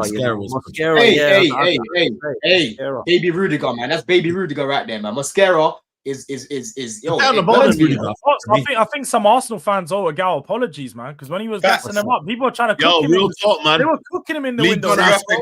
League gonna come outside, man. I'll be real. Oh yeah. What Mascara, you mean? Yeah, I see that. I see that online. He's brilliant. He's a good centre back, bro. Very roundabout this week, Dan. You gotta get them on, man. Because I know, man. I know they're gonna have to, man. They're the I'd say. Before we move on, hold on, Saeed. Before you come in, let me ask you that, Sam Potts, though. Yeah, why do you think you were so fluid in that midfield? Odegaard came off the pitch, and there was a certain somebody that. What are you talking about, Ethan? Why were you so fluid, bro? That's one of the most fluid games I've seen you lot play. There was a certain maybe there's a certain you're cheeky. What are we talking about? What you say? You like Ethan Moneri? What? No. There was a certain player not playing, bro. Okay, you're talking about Declan, right? Declan Rice. Bro, someone said he plays football like it hurts. Are you gonna have that? No, man, I like Rice. You know my thoughts on Rice. I think he's more of a box to box than an attacking 8, right? I've said that for quite some time. But now Rice, I'm not saying that we need Rice out of the side, man. He's a quality player, but I think Ethan was the reason we looked really good, man. He's better than Odegaard in my opinion right now. I'll say that. I know people don't like to hear that, but he's more fluid. He's more forward thinking. He's more intent to go forward. Doesn't slow us down. He doesn't do that pirouette on the ball. He doesn't want to go backwards and sideways. Ethan's got intent to drive, so that's what I want to be seeing. And my number 10 right now is Ethan, man, for sure. A lot of people want Ezra, but I'm keeping Ethan there and Ezra on the left at the moment because Martinelli and Trossard ain't doing it on the left for me. I should thought Marino was good as well. I'll be real. Yeah, Marino was all right. Marino game, man. Maybe it's that hat trick. I know people are saying he was resting Rice, but bro, listen, Marino just came off the back of scoring a hat trick. Maybe Arteta said, "Yo, you're starting." Because you got cooked to the media, innit? But what I want to say though as well, you don't always need a double pivot at home, man. Like you don't need Rice and Zubimendi at home. I agree.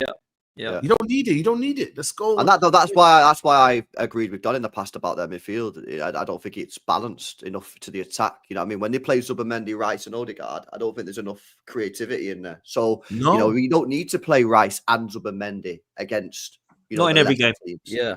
You just don't. Yeah. Like the big games, you know what I mean? Like, play them both and be really solid, but you don't need to play them both, so, because Odegaard doesn't create enough volume for me, in chances. So, I agree, man. You know what I mean? And, you don't have to be Declan Rice. Sometimes you can drop Zubimendi and rotate. But again, going back to what Potts is saying, that just means that they're not playing as many games, as many minutes. That's good for the long term. You know what I mean? The season, you know what I'm saying? It keeps them fresh. 100%. There's 2 games a week, man. Let's move on to the Tottenham dealt with West Ham. You feel me? Man, it was a convincing win, man. I can't lie to you, man. It was dominant performance. Yeah, man. West Ham. We'll get on to them in a sec. But for you lot, I want to give Romero his praise, man. You know me. I've got an agenda against Romero, but I thought that was an outstanding display from him. I'll be real with you, man. But man, take it away. I've said for a long time, I really Rolls Royce Romero is what I used to call him. Obviously, last year and maybe the year before that, I couldn't really throw that one out there because he wasn't consistent enough. He really just hasn't been showing the performances. But this is who I was going to give my props to, because remember an argument we had not that long ago about a certain Cobby who can't even get a minute on the pitch. Still not taking Bergval's doing man of the match performances in the Premier League. Like, I think there's levels, and ultimately, I think we're starting to see finals, and then we'll talk.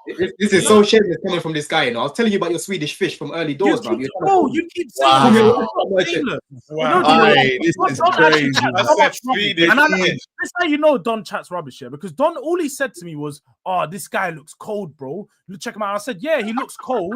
But this is all he said. He said before the season. Nah, that's nasty, Don. I watched him in pre-season, said, yeah, he's good, but he's young. I said he's young. This guy needs to grow into the game. And across the season, he grew, he got better, he's got a lot more confidence, and he's now a better player. So you didn't tell nobody about anyone. Bergvall, I literally put him on my players to watch, bro. Last season, started the last season. And he was the same for me. I said he was our best player in the friendlies. Just like I said, Saar was our best player in the friendlies this season. And we're starting to see. I'm just saying, listen to me. Saar and Bergvall, we really have star boys coming through in the midfield, innit? Like, I think now we've got a settled system. You're starting to see Frank really starting to get the best out of these players. Xavi wasn't an amazing debut, but I think it's clear to see he's only had 2 training sessions with the team. Like, there wasn't really much chemistry with the players. I think that was a good debut. Considering, like you said, he's not played much. I actually think that was a very good debut. Yeah, I think he played well. I like his ability to just get on the ball, demand the ball. He's constantly demanding the ball. He's always asked for it. He's in the pockets. Like, he will get in between the 2 players, ask for it. I think the Tottenham players were hesitant to give him the ball quite a lot of the times. But over the next week or 2 with him playing, getting used to him, getting more comfortable that he is a quality player and his technician, I think we're going to see him settle in a lot better. But more than anything, look, it's West Ham. This is the type of performances you expect. We're seeing loads of teams go to West Ham and smash them in. So I'm not gassed that we smacked up West Ham. We done our business. We done what was expected. We had a few decent performances, but more than anything, Villarreal Champions League tomorrow. Saeed, I know we don't want to. You can't say Saeed that should be banned. Saeed should be banned from any Champions League watch-alongs. Yeah, I don't want to see no hate-alongs. None of these smokers. None of this stuff. It is Tottenham hate-alongs. Banned, yeah. Champions League. He took our spot. So I'm gonna do hate-alongs on you. Can we speak about Villarreal? They started. Yeah, they got an easy group, man. They should be going to the next round. But let me tell you something, though. That Matthias Tel, you're not getting away with it, by the way. Yeah, you're not getting away with that stinker, Matthias Tel, bro. This is what I don't get, though. Same as what Enzo Maresca done. I think for this game, Thomas Frank wanted to show some confidence until he dropped him out of the Champions League squad. So he's not going to be in the squad for the Champions League. So with that in mind, he's going, do you know what? Let's have it right. In his international break, he scored 2 bangers. I don't know if you saw the goals that he scored. He scored 2 bangers in his international break. So it's like, do you know what? The kid, let's go give him some confidence starting up top. I agree. Didn't have a good game, but I don't think he had a bad game similar to Sesko. Nobody really cooked Sesko because Sesko's not getting created for. Tel didn't have one chance created for him. We just crossed the ball in the box. He was distraction up top, but that wasn't to his own fault. That was more because the way that we played didn't suit his style of being a number 9. So I don't think he had a terrible game, but he also didn't do much. But it was because the game wasn't made for him to get involved in it. We didn't set up in that way. So Tell didn't drop a stinker. Tell just didn't get involved. Who's your favourite to be top scorer for you, George? I feel like we're going to be one of those teams where we have loads of goal scorers. Top goal scorer is going to have to be maybe, if all competitions, maybe Richie, maybe Kolo Muani. But I feel like we're going to be one of those teams Not where we got like not Solanke. Spread the goals. Blanky's going to be back for a few months. He's going to be out for 2 months potentially. But yeah, I think we're going to spread the goals out. I think we have loads of players with 7, 8, 9, all of these amounts of goals. And we've done that last season. Goals by committee, yeah? Goals by committee, innit? Yeah. Yeah. I think that's how we're going to be because we haven't got an out-and-out goal scorer. But we've now got players like Salah who's starting to step up and score. I think Xavi will probably get goals as well. I think we're just going to have a lot of players chipping in. Plus, there's going to be a lot of rotation in that front line. So. I think Kudus will be your top goal scorer, when everything's said and that. He's not a goal scorer like that, Kudus, man. No, but I think, George, I've been consistent with this. I feel like from West Ham to Spurs, there's a step up. He's playing better plays. I think his output will go up considerably. That's just my opinion. But he's so hungry. I don't know if it's because it was against West Ham, but you could tell he was hungry for that goal. He was shooting on sight from everywhere. Bro, hungry, man. But I feel like he'll take that into every game. Do you think right wing's his best position, bro? I prefer him down the middle, man. I prefer him down the middle. I think you'll get more goals from him down the middle. Sorry. You know what? I think he's better down the middle. I don't really like him on the right. I think he can play there. Like you might get some good games from him there, but I think for me, he's a bigger goal threat down the middle because he can just run through everyone down the middle and just bang it in, bro. He ain't got to keep cutting in, and it's quite predictable because he's one-footed. He's not really both-footed.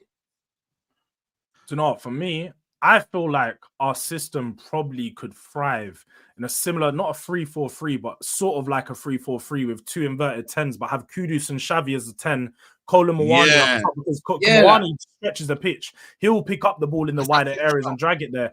That's where I actually think we could thrive. But he's going naturally, we're playing with a 4-3-3. It depends on the game. If we're up against harder teams, we might opt for that. But I do agree in it. When we have Kudus in the middle, he could be dangerous. But also, like you said, Busy B, you put him out on the right. The defense is shifting more to the right-hand side because they know that he's going to beat his man. So they're always trying to get another extra coverage over there.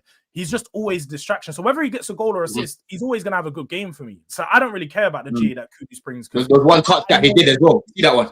The ball came over the top. Man, just man, cold. But personally for me, I wanted him to come into Chelsea to be like a Palmer backup. I didn't really want him for the right wing. He can play him right wing, cool, but I didn't want him. Palmer backup. I didn't want to start. Bro, this is why you didn't sign him. You wanted to play. He would have been playing, George. Palmer's been out injured. He would have actually been playing. But you wanted him to be a backup. But you wanted Jamie Kittens to be a starter. It's crazy stuff, bro. It's crazy stuff. He'd start for Chelsea, Kudus, man, on the right. He would. Yeah. What do you guys think overall of Tottenham? What do you guys think overall of Tottenham? Do you reckon they'll be consistent more this season? Yeah, I think they'll be 5th or 6th for Tottenham. I really do. I think they'll go for the European places. I just think they're going to be a difficult team to beat. I think Thomas Frank's a very, very overlooked appointment. I think he's well drilled. He's got them tactically spot on. I think the way that they are defensively, I think they're good. I actually think like Spence and some of the other guys haven't been spoken about enough. I think he's been excellent for Tottenham, to be fair. I really do. And I think that Thomas Frank, for me, is the reason that I've got Tottenham as high. Because let's be real, Ange Postecoglou is the reason that we all laughed at him last season, right? They were never 17th. They never were. They were never that bad, right? And I'm with George. I think their goals by committee. I don't think they've got one out and out that I go, right, he's going to get their goals. Sometimes that's a good thing, though. But they are all going to have to drop in. They are going to have to get Simmons getting goals, Kudus getting goals, Maddison and Kulusevski, if they do come back, when they do come back, they're going to have to chip in. Brennan Johnson will still have to keep doing what he was doing. Richarlison, Solanke, they're all going to have to try and add for like double figures for them to push up that table. But I think they're going to be hard to beat. I think there's going to be a lot of teams that come away from Tottenham, and I hate saying this because I can't stand them, saying that were hard to beat, hard team to beat. I think they will be. I really do. I think they'll be all right. Same thing what I said from even into the summer. I think George would agree. Sometimes they'll bring in the manager they think's right, but the quality of player doesn't match up to the manager, or vice versa. They might bring a quality player, but then the manager's not good. This time they're in sync. They've brought a quality manager in, and the quality of player they brought in Kudus and Xavi Simons start for pretty much most teams in the league. Like, I think them two especially. I know Paulina's been excellent as well, but them two signings, I looked at Spurs and I thought, not only you've got a bad boy manager now, you've brought in Xavi Simons and Kudus. I still have them fifth. They could even push top four, but I think they're going to have a very good season, and I think they'll have a nice Champions League Cup run. Who knows? They could win one of the domestics. But I think Spurs will have a good season, man. Yeah. Just quickly, before we wrap it up, man. Aston Villa are still in trouble. They were the kind of talking points. Bournemouth, Iriola, but Aston Villa, man. Do you reckon Unai Emery gets sacked, man? Wait, Sai, do you know the stat on Aston Villa? Quickly, do you not know the stat? In the no goals. In the top 7 leagues in this country, they're the only team to not score a goal. That is crazy. Where does that go to? Top 7? Like, where's that? Van Rama? Conference. So the top 4, then Conference South, Conference North. I think, and there might be one underneath because Conference South and North are like they're just split, but they're the same league. Yeah, it's crazy. That's real dark. That's real dark, man. But I don't get it the other day why he didn't start Sancho and Harvey Elliott. I know they've just come in here, but your team didn't play Sancho at all. He didn't play him at all. Yeah, he didn't. No. He brought in Elliott. Well, let's be honest. They were panic buyers. Like, do you actually think that he probably don't rate those players? I didn't see Sancho being. I think Harvey Elliott is. But I don't think Sancho's his type of player. I think Sancho was brought in as a panic buyer because they needed someone to fill the spaces and just give you options. And I don't think right now, bro. You make a very good point. Even Harvey Elliott was because they knew we were looking at bringing in a 10 and other players, right? If they really wanted Elliott, they would have tried to bid earlier. Because I wanted to keep Elliott. He was never going to play, but I think he's a very good player. But you're right. I think both of them are panic buyers because they could have got Elliott early in the window easily. Yeah, West Ham and all these to Leipzig as well. Yeah, but that's the thing though. Villa aren't broke. They're handicapped by PSR. So like you're gonna see deals like the Sanchos and these sort of guys like Rashford last year. This is what Villa do. They were looking at Jackson. They loaned Disasi. They're that club, innit? You know what I mean? They're that type of club. Yeah. But for me, I feel like they're missing that pacing behind now. Because when they lost they lost Begin right wing. Come on, man. Bro. I remember how we were talking about them last year, bro, about their attack and that. Rashford, Asensio, Bailey. I know. You get me? It's not stale, man. You know what it is, guys? Someone was saying that when it goes stale, it's worse than actually regressing, Like, when it goes stale, it's bad. It's kind of like, what do you do? It is with them? They're still a very good this is the opposite between you and them, Saeed. They're a very good defensive team. So regardless of them not scoring that many goals, they can get a lot of clean sheets. They'll make sure that they don't concede that many. They just need to fix it up top. I think if Morgan Rogers, he's been poor, if he starts to pick it up, I actually think he might have been poor because he wanted to move. Because there was a lot of talk surrounding a potential Morgan Rogers move. I think he moves next summer. But I feel like I've always said, Emery's going to focus on the Europa League, and they're going to keep Emery in until the Europa League is gone. They won't sack him until they actually have no chance of winning the Europa League. So and they might build form from the Europa League. Yeah. They're going to play they're going to finish like top or something. George, I said this in the summer, right? You make a very good point. I think, don't be surprised if he not does a Spurs. I don't think they'll finish as low as 17th, but I think don't be surprised if he goes on to win Europa League, but he finishes that 10th to 12th. Like he has a poor Premier League campaign. Poor Premier League. You can see that happening easy because Europa League, he's won 3 or 4 of them. That's his competition. That's his competition, yeah. I think they'll still. I still think they'll be all right. I think they'll push up the league, but I don't think they won't go for Champions League. I don't think as in the league. Yeah. Also, big up to Iriola as well, man, because he's doing a man. He's quality, bro. He's quality, bro. That's crazy, man. That's crazy what he's doing. He's gonna be he's gonna be tapped up by someone, mate. He's class, absolutely brilliant manager. Yeah, man. Listen, people, we're gonna wrap up here, man. It's been a lit show as well, man. Again, people, man, it's been a crazy. We need to start doing Howler of the Week. We need to start doing Howler of the Week, man, and like Star of the Week. Yeah. We'll name it. No, let's think now, man. Let's think now. Quick time. Who was saying Star of the Week? Star of the Week. Star of the Week. Star of the Week and Howler of the Week. Howler of the Week. Howler for me has to be Maresca, bro. Not bringing Gil. Dipping Gil, bro. That's not bringing you is a howler, bro. Nobody cares. He's got to be Graham Potter. You know what? Wait, I'm sorry. You is not good, bro. Stop gassing. You know what? It's bloody Hannibal. It's Hannibal, bro. Bun that guy, man. Hannibal's howler, yeah. Hannibal's howler. Hannibal. You know what? Maybe can it be a team as well? Yeah, bro, anything, bro. Like, my Howler of the week, just who we were just speaking about, has to be Aston Villa. Not scoring a goal in only team in the top 7 division. That is crazy. Your Premier League club, not even a consolation goal. That's mad. I'll give it to that. I'll give it to Villa. Have you guys seen that? They released a video on their socials. I know, I've seen that. First game. Who's gonna score the first goal and how are they gonna score it? They're all talking about goals they're gonna score, bro. Crazy. I think Donny Marlon had to say, it's gonna be me. I'm gonna score the first goal. 2 games in, bro. Yeah, you know what? Yes, Zubimendi started the week as well. Zubimendi started the week. He can get it. Yeah. Actually, do you know who I'm giving star of the week? Just to rub it in you United fans. Haaland. Rasmus Haaland. I'm giving it to Rasmus Haaland. That was a finish. I don't know who got man of the match. Crazy. I didn't know he scored a good goal. Yeah, he scored. Did you see Terry? Did you see Terry slobbing my man off, bro, when he scored, bro? He was talking about man. Anyway, let's move on. People, let's wrap this up, man. Rams, man, big up to you, man. Football Verbal. What are you saying, me? Man. Yeah, big up. Go over there, subscribe. I think we ranked the best summer signing. So yeah, man, good video just come out. Another one will be out Wednesday evening. So yeah, big up the panel as always. Don, Potts, Durag, Jamal, the chat, all of you lot, man. LB, man, I told you. Looking forward to this week. Champions League. We've missed this. Football every 3 days. It's good for all of us. So yeah, man, big up. Have a good week, you lot. Yeah, man. Big up to you, man. Big up to my guy Don, man. Blue Diaries. Blue Diaries. Therapy tonight, people, man. We've got a solid panel, man. We've got Jimmy, we've got Ads, we've got Couch, we have Robert might be on as well. Jem, you know what I mean? We've got Andrew Winter Surfer and that, people. So come through, man. And then me and Rance will be live at 5:30 as well. We'll dive into the United game a bit more. I saw Rance's thumbnail. Man won't even looking at the camera, blood. You know what I'm saying?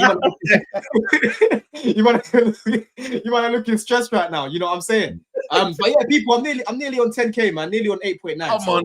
Let's go, man. Come on, let's go, man. Let's get done 10K, man. You get me? Big up to Dan Potts, man. Let me know when's the roundabout, man. I'm looking forward to that show, man. What a show! It's gonna be best Arsenal show on what YouTube. A show, man. Easy. It's the best Arsenal on YouTube, without a doubt. Cheers, man. I appreciate that, bro. Appreciate that. Yeah, it's gonna be Wednesday after the Champions League games because obviously we play tomorrow night. So it'll be Wednesday this week, and come over to 12th man. I've got tonight Race for Europe 8 p.m. so that should be a good one, and I've got a couple of pre-records I'm doing today that I'm dropping as well. So big up to everyone, and make sure you subscribe to everyone, people, and big up for having me, Saeed. Love. Yeah, man. Come on, bro. And then we're gonna redirect to Durag Diaries with hooks. Yeah, man. Big up George, man. Each and every time, man. Yeah, man, come on. Big up to the people then, man. Always a good show. Make sure you smash the likes on your way out. But yeah, man, North Divide, 2 p.m. As you guys know by now, it's been running for a year or so. Gonna be, I would say cooking, but there's no cooking for us, guys. Maybe we're gonna be celebrating a win. We might cook some more Man United, cook some more Chelsea, do a bit of a preview of the Champions League games that are coming up. Something that Saeed can't do over here on this channel. But hey, look, you can be blessed with it on mine. So come over here. I know we're playing some midweek games, you know, so we might have our own little Champions League or something. You know what I'm saying? You would have had Carabao Cup, but obviously, yeah, so tough times, isn't it? Yeah, I mean, man. But listen, head over to Durag Diaries. Big up to everyone locked in. We're out. Peace.